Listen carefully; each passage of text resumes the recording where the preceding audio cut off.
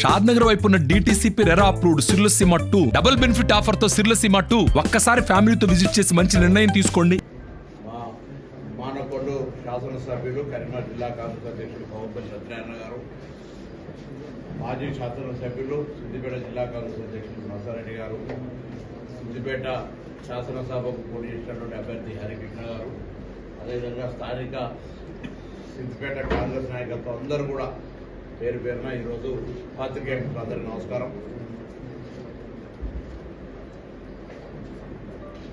ఈరోజు TRS party వర్షాపాతానికి సంబంధించిన కరువుకు సంబంధించిన అంశాన్ని రాజకీయం చేసే ప్రయత్నం చేస్తున్నారు. అందులో మీ అందరికీ కూడా దీన్ని లిఖితపూర్వమైనటువంటి కాపీని కూడా ఇస్తా. 2022 సంవత్సరం లోపల వర్షపాతం ఏంటి, 2023లో డిసెంబర్ కంటే ముందు మీరు అధికారంలో ఉన్ననాడు పడ్డ వర్షపాతం ఏంది, దేని ప్రభావం వల్ల ఈరోజు మార్చిలో ఏప్రిల్లో ఇబ్బంది వస్తూ ఉంది అనే అంశం ప్రజలకు చెప్పాల్సిన అవసరం మా మీద ఉంది. నేను కరువుకు టీఆర్ఎస్ కారణం అంటలే, కరువుకు కాంగ్రెస్ కూడా కారణంగా. మేము వచ్చి డిసెంబర్ 3 తర్వాత వర్షాకాలం వర్షాకాలం రాలే. మీ సీజన్లోనే మీ ఉన్న కాలంలోనే వర్షపాతం తక్కువ కావడం వల్ల ప్రకృతి నేచర్ దాన్ని కూడా రాజకీయం చేసే ప్రయత్నం చేస్తూ ఉన్నారు. ఇది దురదృష్టకరం. అందులో అనుభవం ఉన్నటువంటి మంత్రిగా హరీష్ రావు గారు ఇవాళ మాజీ మంత్రి కాగానే వాస్తవాలకు విరుద్ధంగా మాట్లాడడం అంటే పొరపాటు. దాని తర్వాత వర్షం కూడా ఎప్పుడు మీరు తెలుసు, గతంలో 5-6 సంవత్సరాలకు ఒక్కసారి ఈ ప్రకృతి పరమైన ఇబ్బంది వస్తుంది. అరేబియా సముద్రంలో ఉండేటువంటి ఆ యొక్క పరిస్థితుల ప్రభావంగా దాని టెక్నికల్ లాంగ్వేజ్ లొనినో అనేటువంటి వర్షాపాతం సంబంధించిన 4 రోజులనే మొత్తం దానికి సంబంధించిన సంవత్సరం వర్షాపాతం పడ్డట్టు కామన్ వర్షపాతం మినిమం వర్షపాతం రీచ్ అవుతుంది. కానీ ఎప్పుడైనా గ్రౌండ్ వాటర్ పెరగాలన్నా, డ్రైన్ అంతా ఎక్కడికెక్కడికి కాలువలలో నీళ్లు రావాలన్నా 2020 కావచ్చు, 21 కావచ్చు, 22 లోపల ఆ విధంగా పడ్డాయి. Above 1000 rainfall. మనం 798 నేచురల్ రెయిన్ఫాల్ ఉంటే 1000 చిల్లర మిల్లీమీటర్ల రెయిన్ఫాల్ పడ్డది. సో దానివల్ల అన్ని రకాల సక్రమంగా జరిగింది. మొన్నటిసారి వర్షాకాలం సీజన్లో రెయిన్ఫాల్ అనేటువంటిది ఆగస్టు లేకపోతే ఆ నెలలో ఉండేటువంటి 4 రోజుల్లో పడడం కారణంగా నీటి నిల్వలకు సంబంధించి ఇబ్బంది ఉన్నది. వాళ్ళకు కూడా తెలుసు. ఇలా ఆ అంశాన్ని వదిలిపెట్టి ప్రాజెక్టుల పేరు మీద ప్రాజెక్టుల ఇవాళ కూడా కాంగ్రెస్ మేనేజ్మెంట్ చేయడం వల్లనే రైతాంగానికి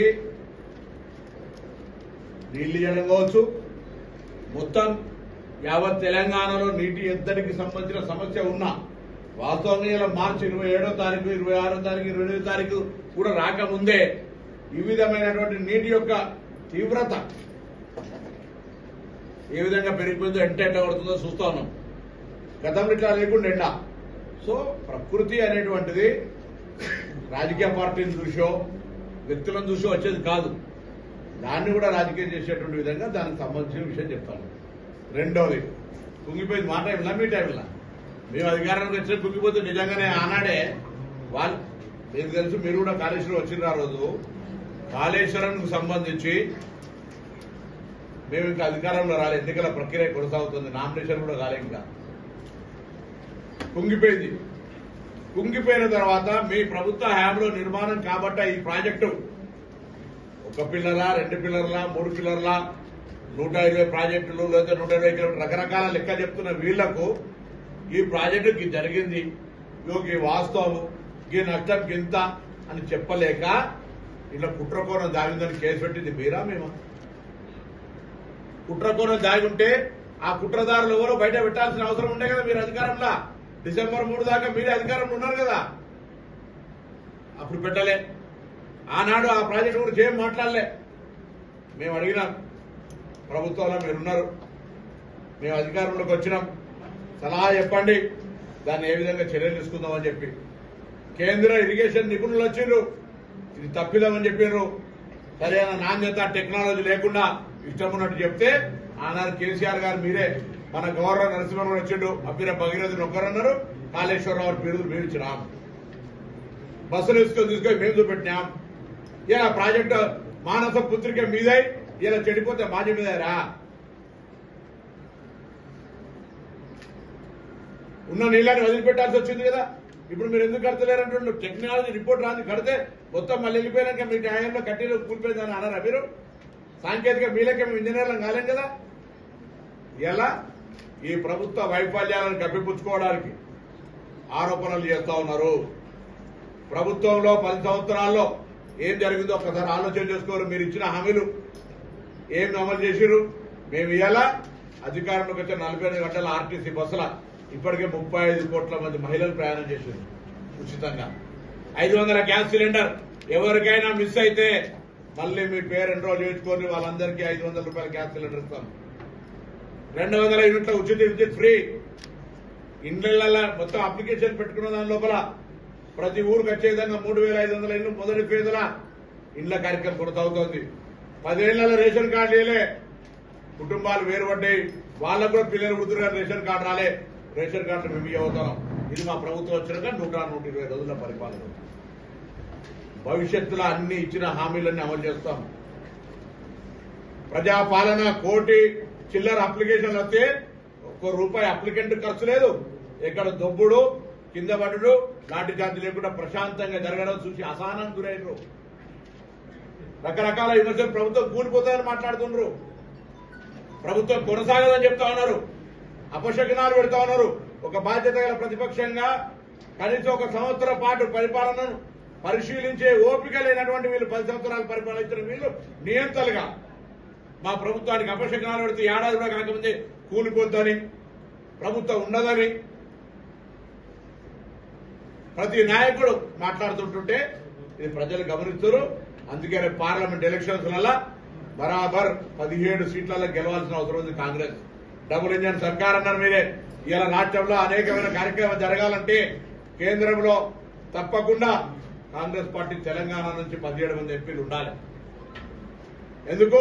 మేము చెప్పిన వాగ్దానాలు అమలు చేసినాం, వాళ్ళ వాగ్దానాలు అమలు చేయలే.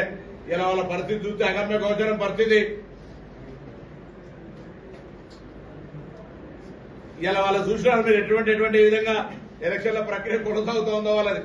కాబట్టి తప్పకుండా ప్రజలందరినీ కూడా కోరుతా ఉన్నాం, రాబోయే ఎన్నికలు ఏదైతే మే 13 నాడు ఉన్నాయో అప్పటి వరకు ప్రజలు ఇంకా ఈ రాష్ట్రంలో ఉన్నటువంటి వాస్తవ పరిస్థితి, కాంగ్రెస్ పట్ల ఇంకా ప్రేమ, భవిష్యత్తులో ఇంకా పనులన్నీ జరగాలని, పార్లమెంట్ సభ్యులను గెలిపిస్తారని ఆకాంక్షలు ఇవ్వాలని డిసైడ్ అయిపోతుంది. ఇంకా 7 సీట్లు ఉన్నాయి, డిసైడ్ అయిపోతుంది. ఎవరి హక్కును ఎవరు ఉల్లంఘించడానికి, హక్కును చేయడానికి వీల్లేదు.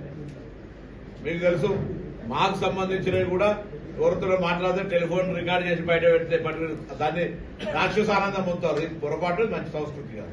చట్టపరంగా చర్యలు తీసుకుంటారు దాని పరంగా. రైతు బంధుకు సంబంధించి 5 ఎకరాల లోపల రైతు బంధు చేస్తామని చెప్పారు కదా, మిగతా వారికి 5 ఎకరాలు అదే చెప్పలే. ఇప్పుడున్న ఆయన స్టేట్మెంట్ కి ఎవరి గురించి మాట్లాడుతున్నా. రేపు మళ్ళీ అప్డేట్ ఎట్లా మాట్లాడుతున్నారు. ఇప్పటి వరకు 100 రోజులకి వాళ్ళు 5 ఏళ్లలో చేయకపోతే అడగలేదు. సిద్దిపేటలో కన్నడన్న ప్రశ్నిస్తలే, ఇప్పుడు 100 రోజులకి అడగబడుతుంది. అదే వాళ్ళు కూడా అట్లా అన్నారు. వాళ్ళు ఎట్లా డబుల్ బెడ్రూమ్, అల్లుడు తేడా, బిడ్డ తేడా, కోడల తేడా, ఒక్కడన్నా డబుల్ బెడ్రూమ్ చూపెట్టలే. ఒక్కనాడు 3016 నిరుద్యోగ వృత్తులను ఎట్లా చూపెట్టినావు? దళిత ముఖ్యమంత్రి అనే 3 ఎకరాలు దళిత జాగానే, ఉద్యోగాలనే ఏం జరిగింది అట్లా ఒకసారి. ఇప్పుడు తప్పకుండా మేము కాంగ్రెస్ పార్టీ మీకు తెలుసు ఒక ప్రజలకు సంబంధించినటువంటి స్పష్టంగా మేము చేసుకుంటూ పోతాం. ఆయనంతా మేము చూడండి, మినిస్టర్స్ కూడా అందరూ కూడా ఎవరి డిపార్ట్మెంట్ల వాళ్ళు అన్ని రకాల ఆర్టీసీ సంబంధించి ఒక సంస్కారం తీసుకొని ఏ విధంగా ముందుకు పోతాను. ఆర్టీసీ వ్యవహారికంగా నడవడం లోపల నష్టం లేకుండా నడుపుని తీసుకోవద్దు. ఆర్టీసీ నాశనం చేసిన మీరు అంటే ఒక్కొక్కటి రివైవ్ చేసుకుని వస్తున్నాం కదా. అక్కడ చక్కెర ఫ్యాక్టరీలు ఓపెన్ చేసే ప్రయత్నం చేస్తున్నాం, మీ పాత జిల్లా మెదక్తో సహా.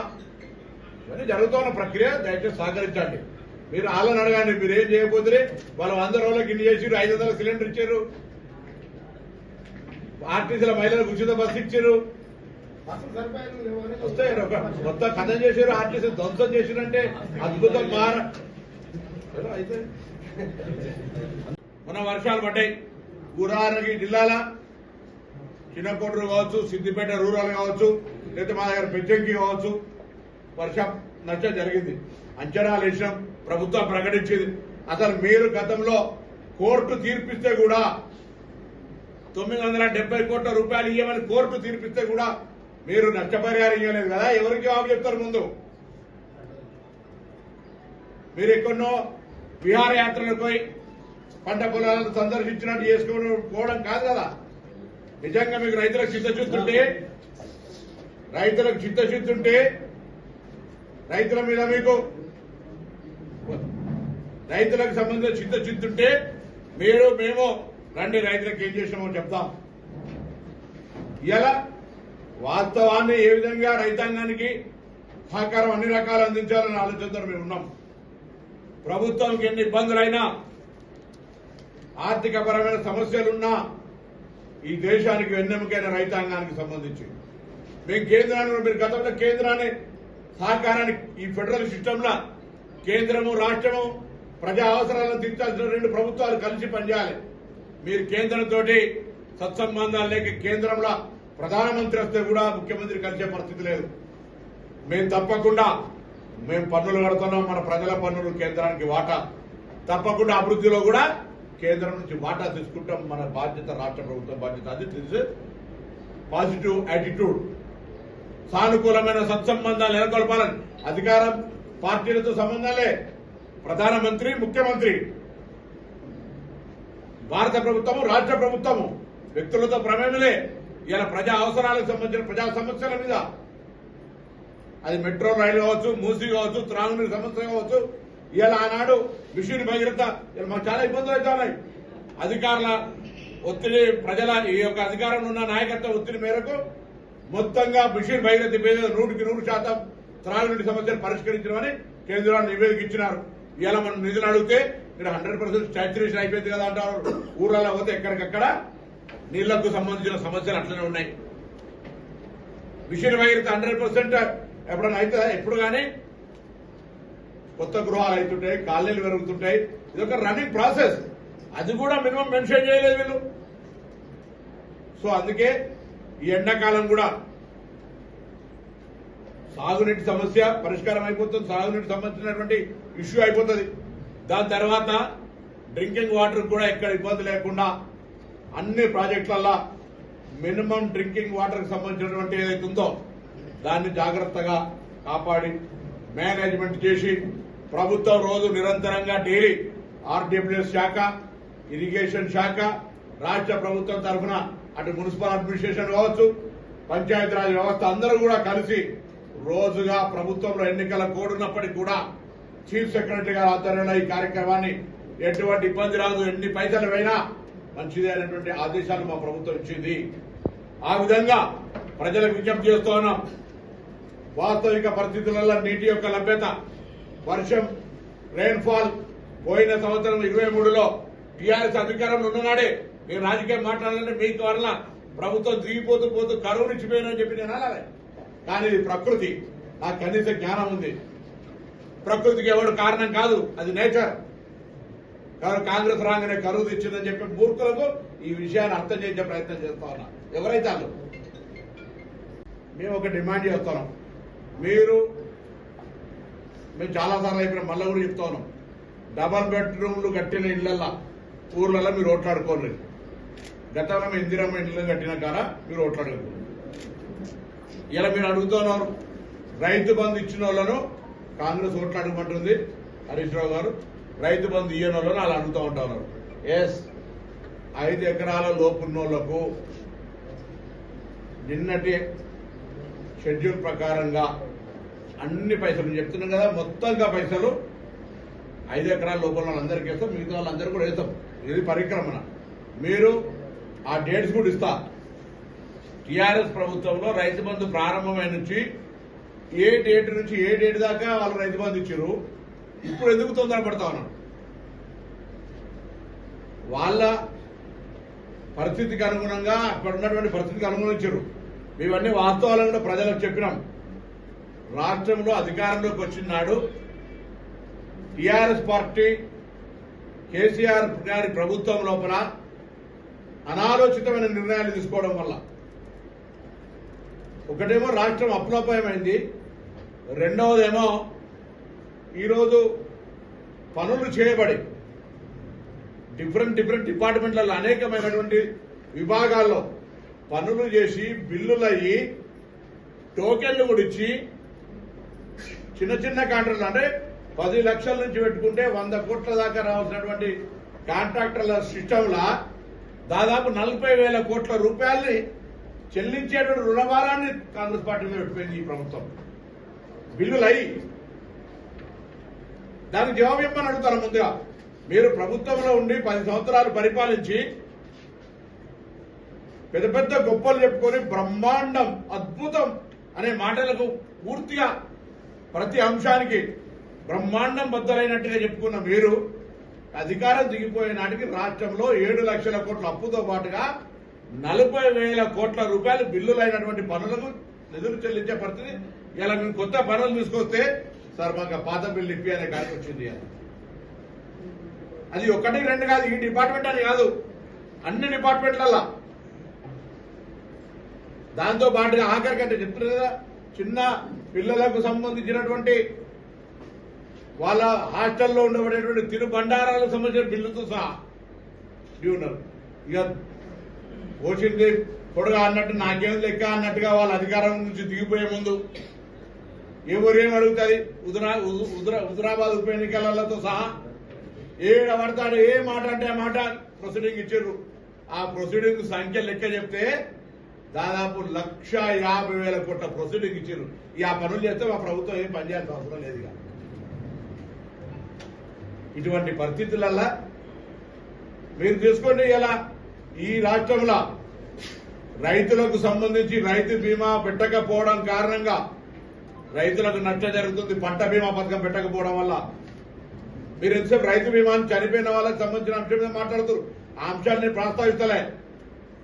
యావరేజ్ రోజు 2-3 చనిపోయినటువంటి పరిస్థితుల కారణాలు ఏమైనా వ్యవసాయం అద్భుతం మహా అద్భుతం అని చెప్పిన మీరే చెప్తారు ఇంతమందికి రైతులకు చనిపోయిన వాళ్ళకి రైతు బీమా ఇచ్చినామని. మరి ఎందుకు చనిపోయారు? ఇలా రైతు పంటల బీమా పథకం పెట్టినట్టయితే ప్రివెన్షన్ ఆఫ్ డెత్, చనిపోకుండా ఆపడానికి వాళ్ళని ఆదుకోవడానికి అవకాశం ఉండే కదా. అందుకు సంబంధించి కాంగ్రెస్ చర్యలు చేపట్టి ఇప్పటికే కేంద్ర వ్యవసాయ శాఖకు సంబంధించి చర్చలు ఒక అగ్రిమెంట్ ప్రొసీజర్ ఫాలో అవుతా ఉన్నాం కదా. 100 రోజుల ప్రభుత్వంలో రైతులకు సంబంధించినటువంటి ఏ నిర్ణయం చారిత్రక నిర్ణయం తీసుకున్నా కాంగ్రెస్ పార్టీ తీసుకుంది. అది కొనుగోలు కేంద్రాలు కావచ్చు, మార్కెట్ యార్డులు కావచ్చు, మద్దతు ధర కావచ్చు, రైతులకు సంబంధించినటువంటి ఆనాడు ఆదర్శ రైతులటువంటి చైతన్యపరచడం కావచ్చు, అన్ని రకాలుగా రైతులకు కాంగ్రెస్ పార్టీ సరైన నిర్ణయాలు తీసుకుంది. మా యొక్క ప్రభుత్వ శాఖలన్నీ అటు రైతాంగానికి కావచ్చు, ఇటు త్రాగునీటి సమస్య కావచ్చు పరిష్కరించడానికి యుద్ధ ప్రాతిపదికన పనిచేయడానికి రెస్పాండ్ కావడానికి సిద్ధంగా ఉన్నాం. రైతాంగానికి నష్టపరిహారానికి సంబంధించిన లెక్కలేసినాం. వాటన్నింటికి సంబంధించి ప్రభుత్వం ఇప్పటికీ ఒక ప్రకటన చేసింది. ఆ ప్రక్రియ కొనసాగుతోంది. రైతులను ఆదుకునే ప్రభుత్వం కాంగ్రెస్ ప్రభుత్వం మరొకసారి చెప్తా ఉన్నా. తప్పకుండా మీరు అన్న మాట ప్రకారంగా డబుల్ బెడ్రూమ్ ఇల్లు కట్టిన ఇళ్లలో మీరు ఓట్లాడుకుంది, ఇందిరమ్మ కట్టిన ఊర్లలో మేము ఓట్లాడుగుతాం, రైతు బంధు ఇచ్చిన వాళ్ళని మేము ఓట్లాడుతాం, ఇయ్యాలన్నా మీరు ఓట్లాడుకోవాలి. ఇంత ఛాలెంజ్ చేస్తాం. మరిన్ని వీడియోస్ కోసం ఛానల్ ని సబ్స్క్రైబ్ చేయండి. లేటెస్ట్ అప్డేట్స్ కోసం వాట్సాప్ ఛానల్ ని ఫాలో చేయండి. అండ్ లింక్ డిస్క్రిప్షన్ లో ఉంది.